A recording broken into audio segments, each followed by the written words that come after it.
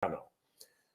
Gente, os dados de hoje, referendo sendo confirmado, previsão de fala do Putin, 30 de setembro, sexta-feira, quando ele referendaria, sob o ponto de vista da autoridade da Federação Russa, o ingresso destas regiões no território russo, à parte a questão do reconhecimento internacional, que, a priori, pelo cenário geopolítico atual, seria bastante limitado. Possivelmente, países como a própria Síria e outros aliados mais próximos o fariam.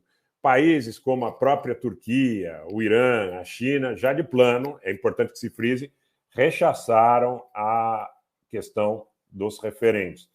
Basicamente, a Turquia não só rechaça a questão dos referendos, eles têm a questão curda aí, que é muito importante, relevante nessa contextualização, mas também os meios, né, de compensação, o MIR, o meio de pagamento russo, que já tinha sido rechaçado pelos bancos privados na Turquia, também foi rechaçado pelos bancos públicos. Então, fica claro que também a aliança da Turquia é uma aliança muito limitada em relação à Federação Russa. Os Estados Unidos teriam hoje, através de diversos porta-vozes na Casa Branca, e entendo também que CBS, CNN, BBC, Deutsche Welle, dito que o governo ucraniano segue autorizado a utilizar o armamento que os Estados Unidos têm fornecido à Ucrânia para atacar essas regiões que agora teriam optado, no referendo, por adesão à Federação Russa.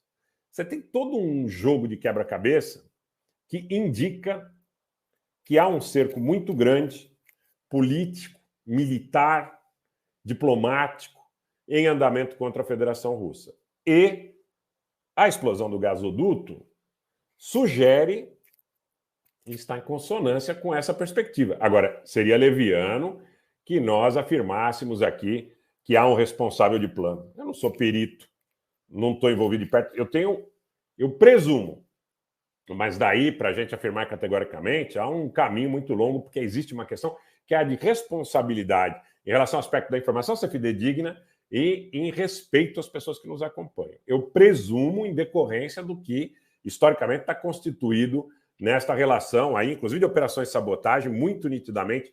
Está claro que o Ocidente e a OTAN não querem que a Rússia estabeleça essa relação de codependência, por exemplo, com a Alemanha, no que diz respeito ao fornecimento de energia e a troca por participações, inclusive de caráter econômico e na matriz tecnológica dos alemães dentro da Rússia. Lá no começo, eu inúmeras vezes disse para vocês que um dos exemplos clássicos era a participação da Daimler-Benz na Kamaz, na fábrica de caminhões civis e militares, num complexo industrial a 40 quilômetros ao norte de Moscou. A Kamaz, efetivamente, tem 20% de participação da Daimler alemã. Então, fica claro que esse estabelecimento do Heartland, esse estabelecimento que vem desde os tempos do Yamal, né, ainda que em termos muito mais frágeis, mais superficiais, e na época com a Alemanha Ocidental, dessa relação da Rússia com a Alemanha incomoda o establishment, incomoda o Estado profundo, o complexo industrial militar dos Estados Unidos.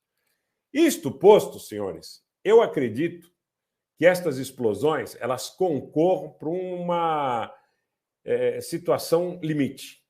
Uma situação limite. Até porque, um abraço, Arthur Júnior, um abraço, Francisco Ferreira.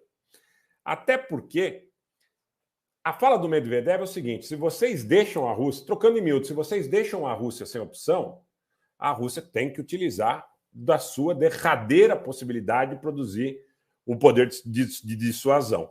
E ele fala mais. Na fala do Medvedev, ele diz o seguinte, que nós podemos, em algum momento, empregar esse armamento nuclear na Ucrânia e os Estados Unidos não responderá. Por que o Medvedev diz que os Estados Unidos não responderá? Porque ele parte do seguinte pressuposto, que esse establishment, esse globalismo, esse imperialismo, esse setor do complexo industrial militar, mas também financeiro, dos Estados Unidos, de Londres, de Amsterdã, do eixo Amsterdã, Roterdã, Antuérpia, eles quererão sobreviver.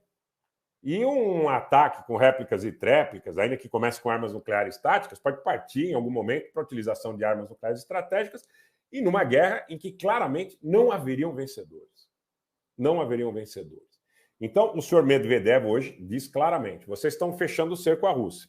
Vocês estão empregando cada vez mais ardis, cada vez mais expedientes no campo de batalha, no campo diplomático, no campo das operações de inteligência, no campo da tentativa de criar fissuras dentro da Federação Russa e nós não deixaremos a situação degringolar. O que significa não deixar a situação degringolar?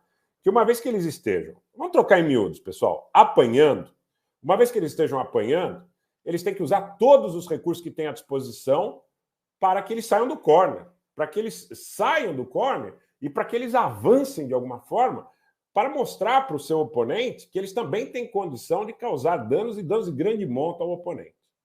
A situação é gravíssima.